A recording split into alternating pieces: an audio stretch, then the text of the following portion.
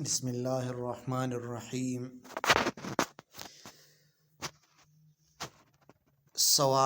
کسی نے سوال کیا ہے، اگر کوئی شخص مکہ مکرمہ اس وقت پہنچا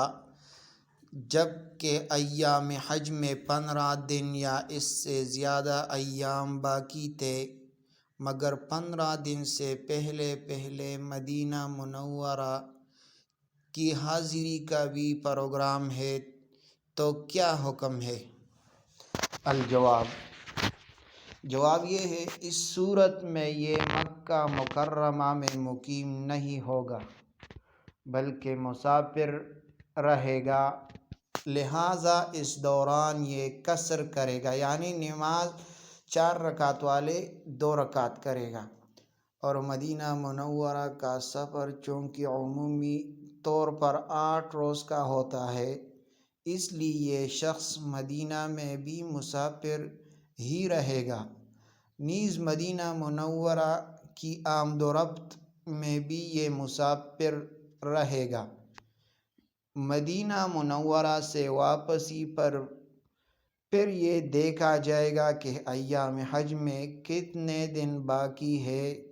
پس اگر مدینہ سے واپسی کے بعد ایام حج میں 15 دن یا اس سے زیادہ ایام باقی ہے تو یہ شخص مکہ مکرمہ میں مقیم بن جائے گا، لہٰذا پوری نماز ادا کرے گا، نیز منی، عرفات اور مزدلفہ میں بھی پوری نماز ادا کرے گا۔ اور اگر مدینہ منورہ سے واپسی کے بعد ایام حج میں 15 دن سے کم باقی ہے تو اس صورت میں یہ شخص مکہ مکرمہ میں مسافر رہے گا اور قصر کرے گا، نیز منی، عرفات اور مزدلفہ میں بھی یہ شخص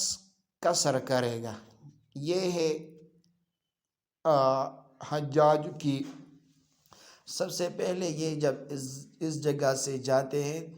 تو وقت کو دیکھے گا کہ میرا مکہ میں کتنا وقت گزاروں گا